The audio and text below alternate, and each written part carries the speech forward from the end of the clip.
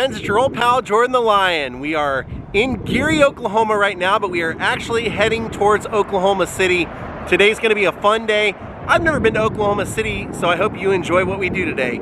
Daze with Jordan the Lion, it begins right now. Kind of nice, in our last vlog we were in Leedy, Oklahoma, and I had a friend that lived pretty close to there, so that's why I ended up going out that way. It was nice to get to visit him. Someday I do want to do Route 66, that's for sure. If all works out well, I have a major surprise for you guys in Oklahoma City, and it's one of the things that I completely think of when I think of Oklahoma City. Nice buffalo. Oh wow, check this out.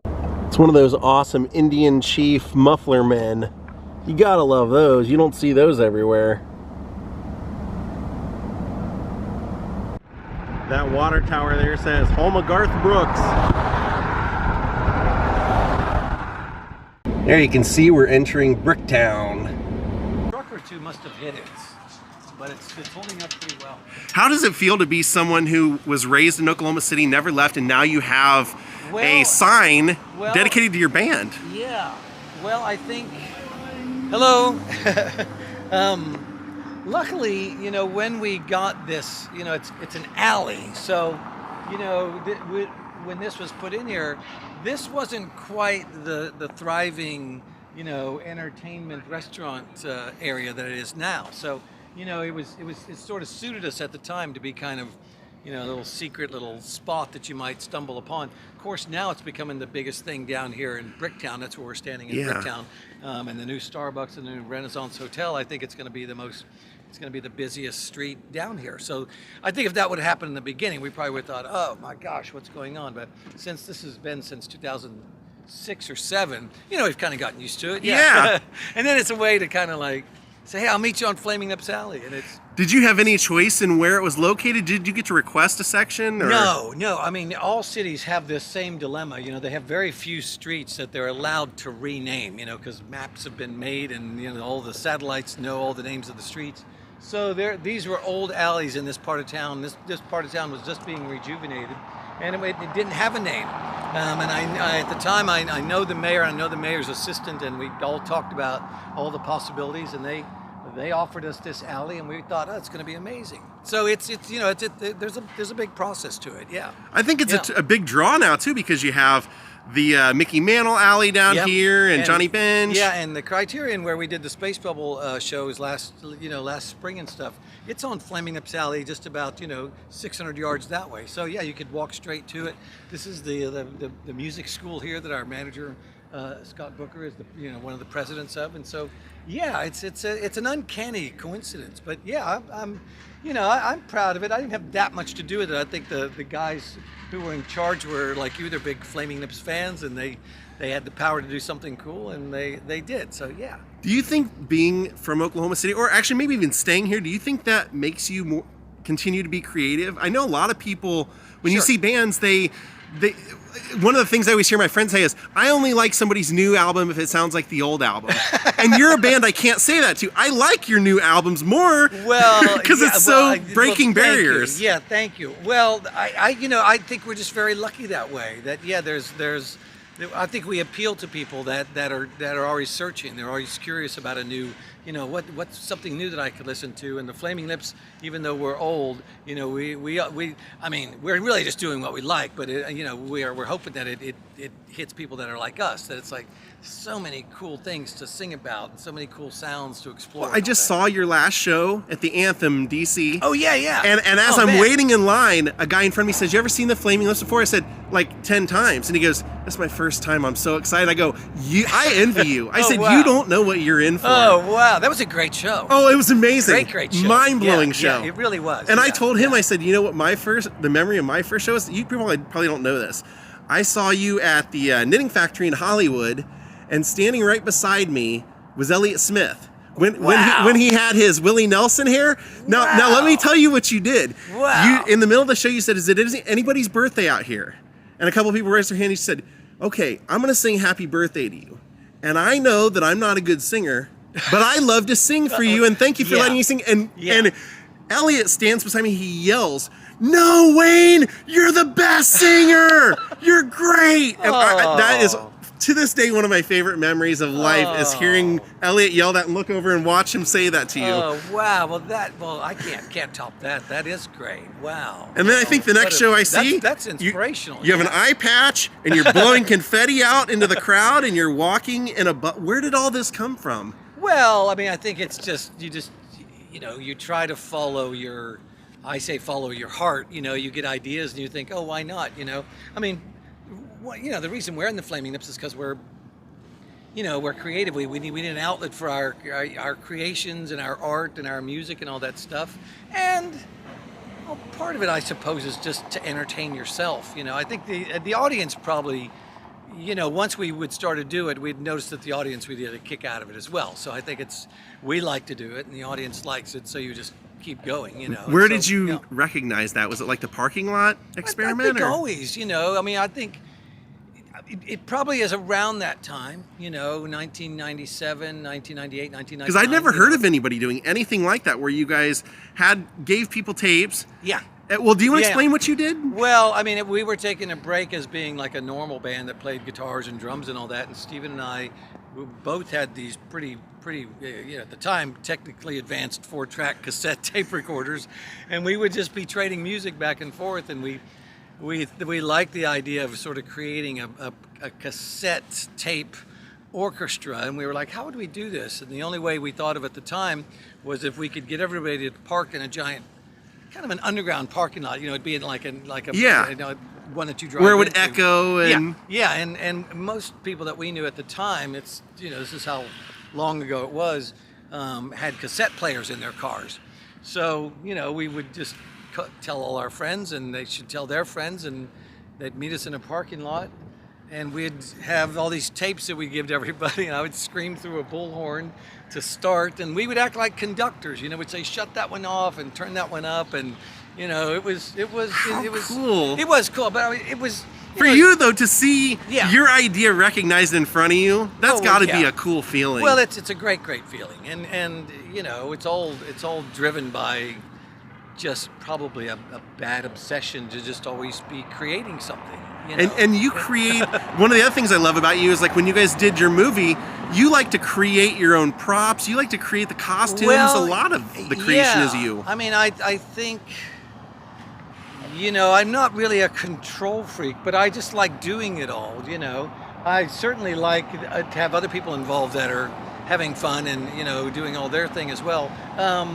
But I mean, that's how most people do it. It's like I write the songs, and Steven writes songs, and we sing, and we produce it ourselves, and I think doing stuff yourself, that's where all the fun is. I don't see how anybody could have any fun just sitting in a hotel room while everything is happening, and then you just show up later, and it would just drive me crazy. So, I agree. I totally agree. And one of the things I think even the way that you're doing your thing now, it's like this. If you go back 10 years ago, this would have been a guy with a big camera, guy with the big boom mic. We'd have to stand somewhere where the wind isn't in your microphone. You know what I mean? And now you're just doing it. You drove. And I'm a one-man traveling show. Yeah. And that's that's the way of the world now. I know. I love it. And one of the things I love about you is you're not afraid to embrace new artists. Like you, for a while, were hanging out with Miley Cyrus, and you performed with her and stuff. Still know her. Yeah, talk to her all the time. And that's really cool because like you don't hear. I think a lot of people feel like, oh, if you like one kind of music, you have to only associate with bands or musicians from there.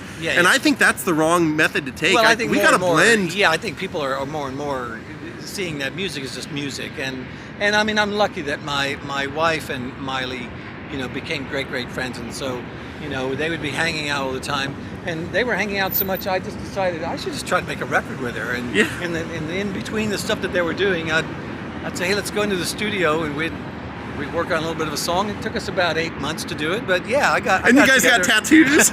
Always, yeah, sure. I don't have as many as she does, but yeah. Now, during this time, you did something I was a really big fan of, and it was something that, I mean, most bands wouldn't do. You did Dark Side of the Moon, and you did your own way. Well, we didn't know that it was going to be something that we would release. We were we're putting out, I think, the... And for people who don't know, it's not just the song. You did the whole album. Yeah. And I think our album, Embryonic, was about to come out in 2009. And at the time, I think it was, Amazon, one of these, wanted to see if we could do some extra tracks for this specific release. And we didn't really have any extra tracks. And so I said, well, maybe we could do like Pink Floyd's Dark Side of the Moon. And they were like, sure, that was great. And we kind of set up a studio time and all that, but it all happens so fast. You don't really have time to think about it, And some of it we did just completely our own version of it, which I love. Fun. Yeah, it's a lot of fun. Because I think I read an interview where you said you were kind of taking advantage of using technology they didn't have during exactly. that. Yeah, exactly. I mean, the way that they had to do tape delays and reverbs and all this time stuff, it's like, compared to the way that they were doing it back in the day, we're just flying through it. But, their music is so inspirational and it's so beautiful. And I think they probably would have heard it and thought it was wonderful that, a band from Oklahoma has their own take on this really epic. And it's great. Yeah. We've had our own studio at my house since around 2010, so quite a while now.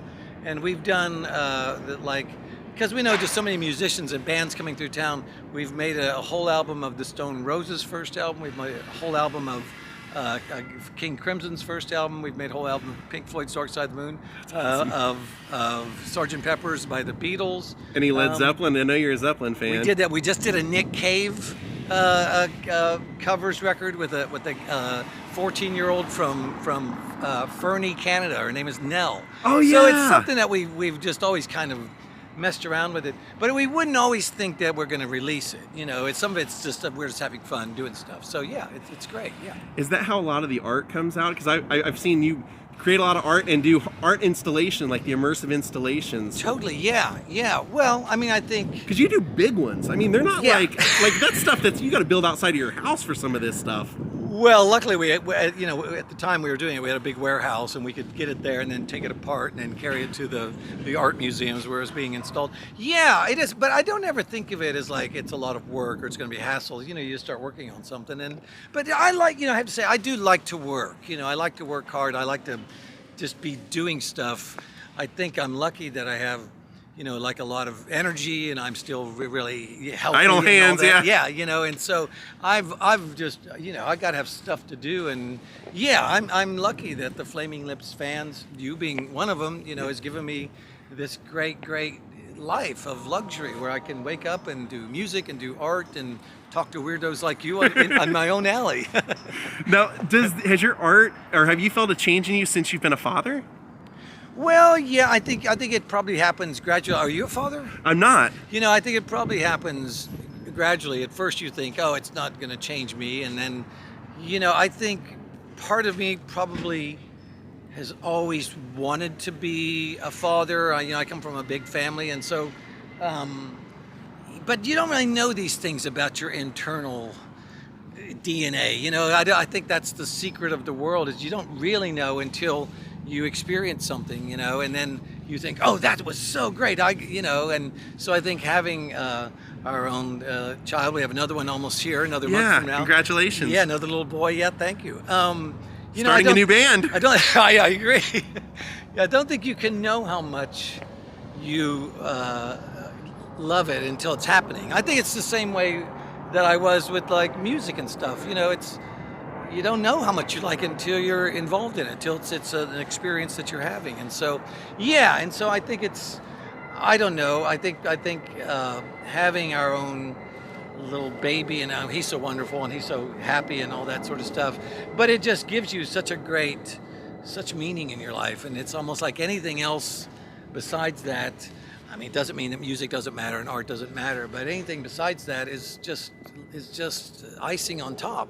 So for me, it allows me to even take more risks. I think some people might think it'd be the other way around, that it makes you more conservative, but I think it makes you crazier because you've got everything that you need right here, and all this other stuff is just like, it gives you stuff to play with, as opposed to like, oh, if someone doesn't like what I'm doing, what's going to happen? I'm like, I hope they like it, but if they don't, I don't. It doesn't matter Yeah. much to me. Yeah, you know. Is there a chance there's a Flaming Lips children's album coming someday? Well, I kind of think all of our albums are already children's albums, and I kind of agree in a flattering way because you use Yeah. so many nice textures and sounds and colors. I mean, I think we'd like to try one day, but I think we always find like we're already doing that.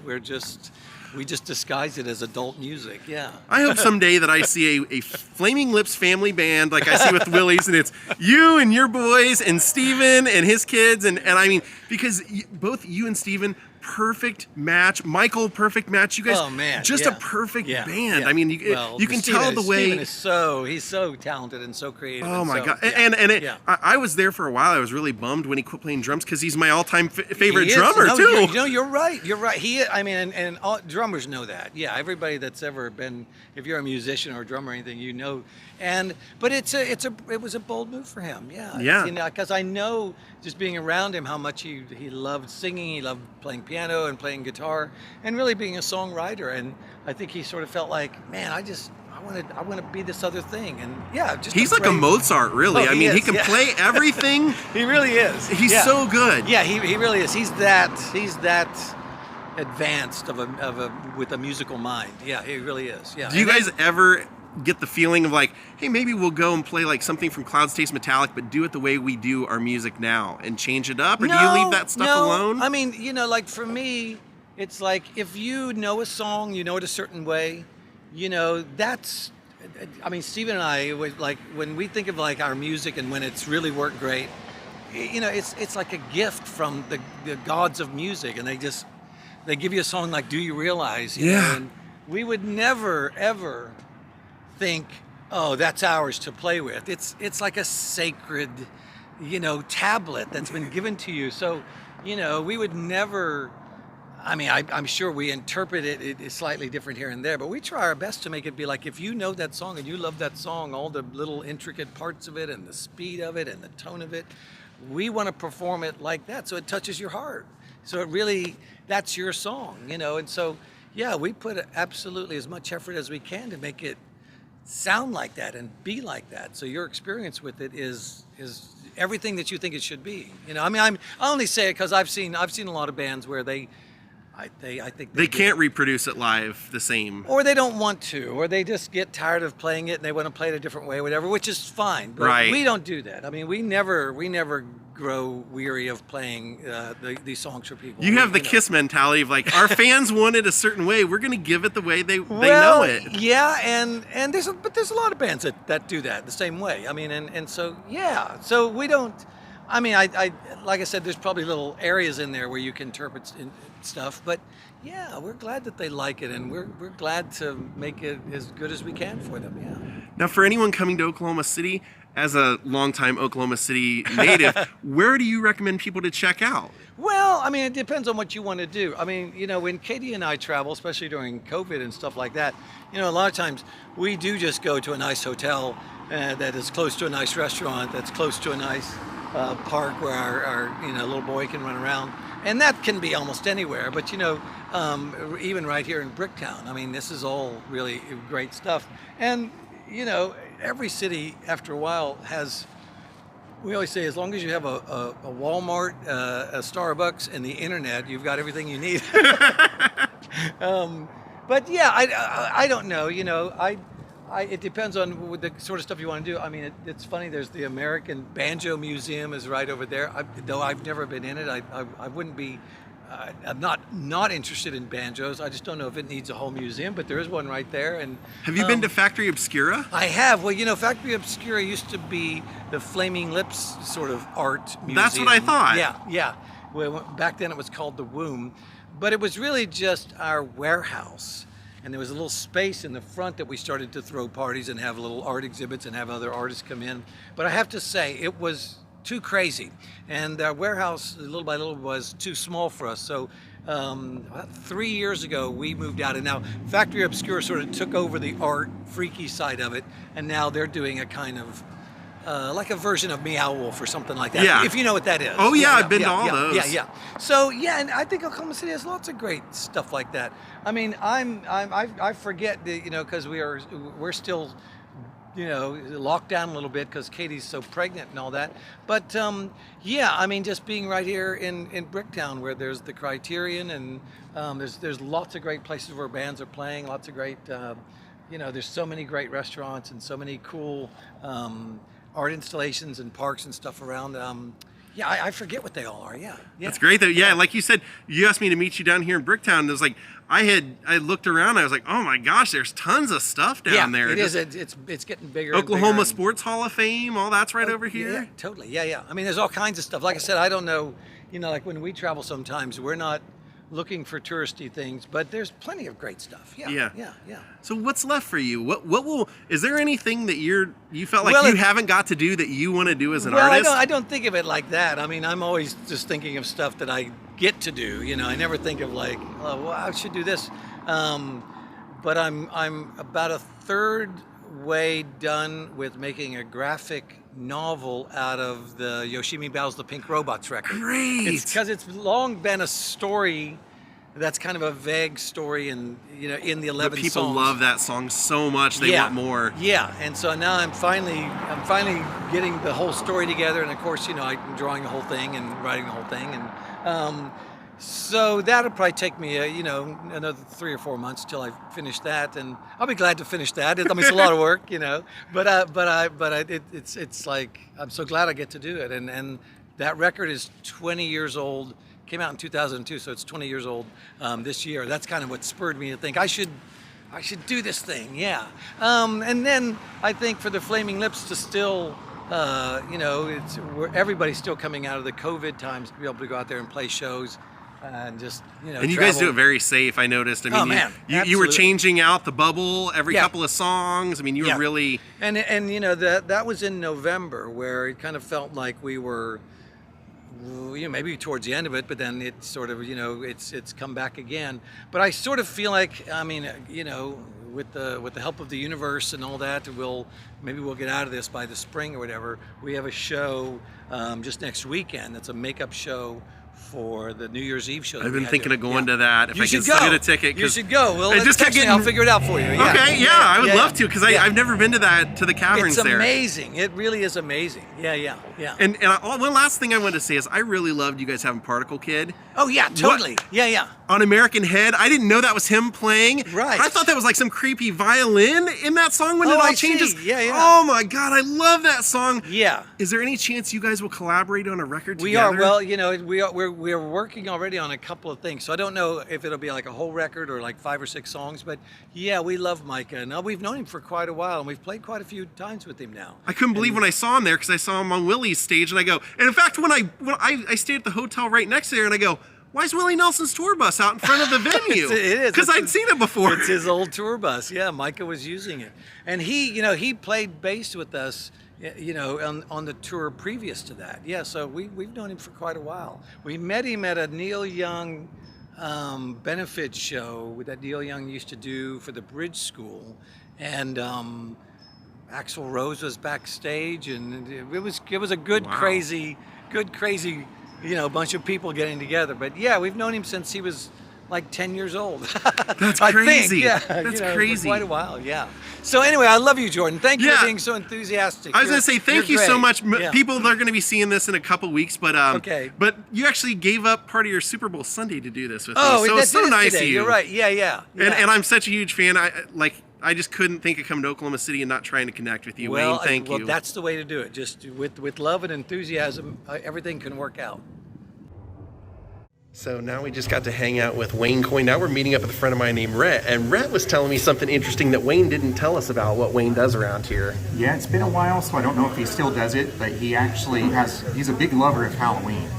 So he actually has this parade that's north of town right before Halloween, and there'll be a march of 1,000 corpses, and they're all carrying these lit torches, and they're dressed as skeletons, and then he follows up in the very end. This parade's at night, and he's in a big plastic ball that you may see in concerts and stuff, and then he's walking in that, and the ball is actually lit up. Sometimes he has to wipe it down because of the humidity, but it's really cool. He created that whole parade. He started that whole thing happening. So he's all about Oklahoma City and keeping it alive. So You've been, how long have you lived in this area? I was born in Texas and then moved here at a very young age, so I've been here practically all my life, besides going away for the military. That's cool, man. And you have a YouTube channel. Why don't you tell people what your channel is so they can go subscribe? You do really great kind of like Western cemetery videos. I do a lot of history. It's a lot of graves, really, ready for history. So I go around and do old gangster graves. If I find Hollywood graves, Old West graves, Native American graves, stuff like that. We're in a hotbed of the Old West here in Oklahoma. So I'm pretty fortunate that there's a lot of material here. I felt like a lot of people weren't covering that material here because they just don't know. Yeah, so, it's too old for them to know. It's. I mean, they may know about the famous people, the Daltons, Bill Doolin, stuff like that. But there's a lot of others. That's cool. And your channel, it's spelled, your name is R-H-E-T, so it's R-H-E-T-T-Y. Yes, ready. It's kind of a play on words. Ready for history. Ready for history. And it used to be called Ready for Fun because I kind of did sort of things like what you do. A little bit of everything. Attractions, yeah. So it's kind of narrowed down a little bit, but I still like to do some of the other stuff. Cool, man. I'm glad we could hook up today. Hang appreciate it. All right, a fantastic first day in Oklahoma City. Thank you, Wayne Coyne, for making my day from the Flaming Lips. Thank you all for watching, and goodbye.